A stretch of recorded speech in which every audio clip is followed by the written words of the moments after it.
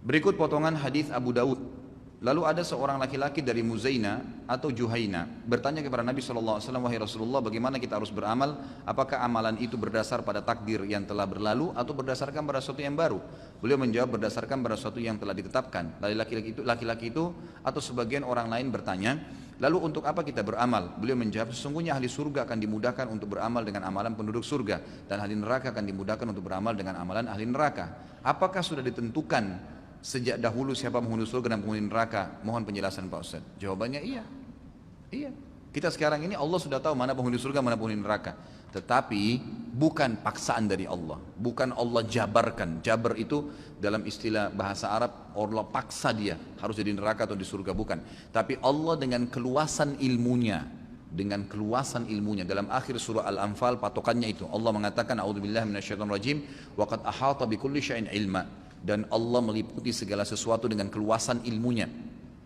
Kata para ulama, Allah tahu semua sebelum menciptakan langit dan bumi, sebelum menciptakan semua makhluk, manusia, jin, malaikat, tumbuh-tumbuhan, hewan-hewan, semua sebelum menciptakan, Allah sudah tahu kalau saya ciptakan nanti dari awal dia hidup sampai dia mati apa yang dia lakukan. Allah sudah tahu dengan keluasan ilmunya. Itulah keluasan ilmu Allah Subhanahu wa taala. Ini yang dimaknakan dengan waqad ahata bikulli syai'in ilma. Allah meliputi segala sesuatu dengan keluasan ilmunya. Jadi Allah memang sudah tahu.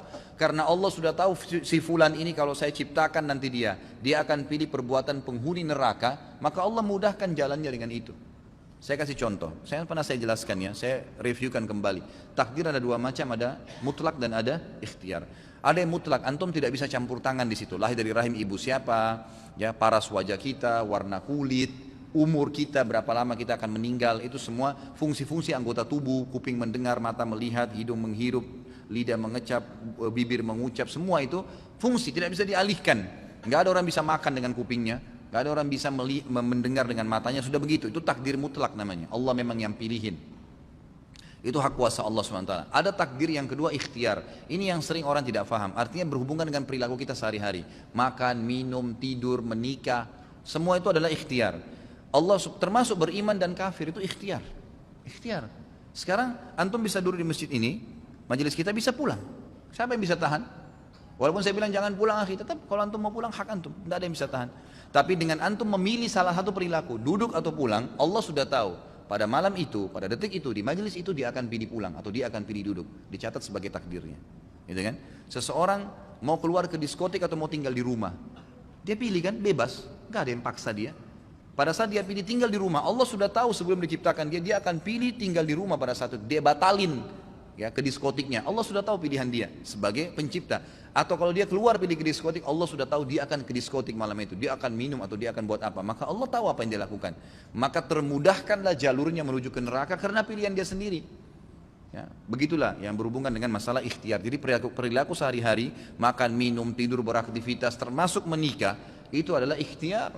Ikhtiar, menjadi kafir dan beriman itu ikhtiar. Pilihan kita, bebas. Antum sekarang bisa murtad, ya, naudzubillah, atau bisa beriman, bebas. Seseorang dengan satu kalimat aja bisa murtad kok. Dia mengatakan saya murtad, naudzubillah, dengan hatinya betul-betul dia ingin keluar, maka dia murtad, gitu kan. Orang bisa dari kafir masuk Islam dengan satu kalimat, syahadu an la ilaha illallah, syahadu anna muhammadar rasulullah, muslim langsung pada saat itu, gitu kan. Jadi seperti itu ikhtiar dia, nggak ada yang paksain.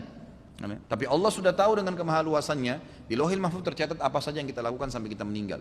Ya mungkin kita belum tahu besok kita buat apa. Seperti itu memahaminya.